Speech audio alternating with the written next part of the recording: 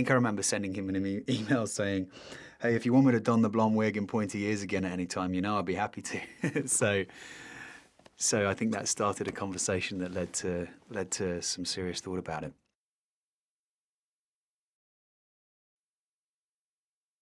So in the story, the idea was that Legolas, leading into the Lord of the Rings, would encounter, the dwarves and go on a journey to essentially lead him into what will become the Lord of the Rings, and create that kind of sense of history, that conflict, that idea of who the elves are and who the dwarves are, and set that dynamic going.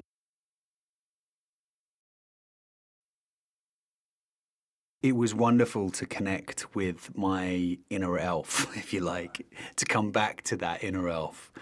The fluidity of the movement of the character, the sort of simplicity and ease with which they carry themselves. It was kind of like, after 10 years of,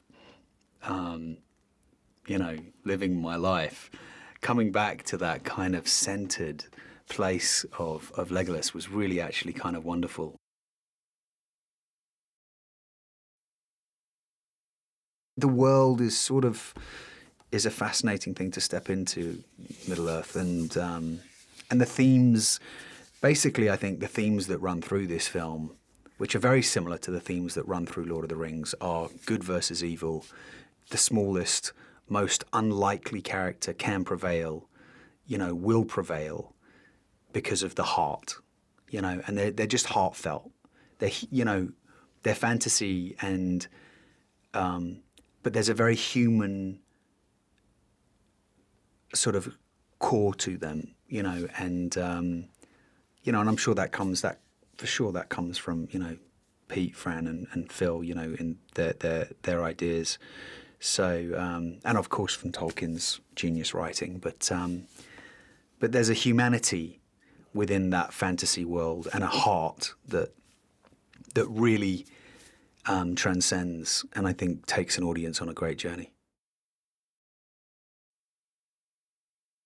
I feel like I have, I feel very privileged to have a great friendship with P. I respect him so much as a director, and I really enjoy the process of working with him.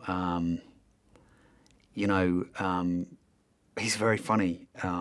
He's always making me laugh. So, but his approach to making this film. He's sort of in his element, and it's so. Where would you rather be,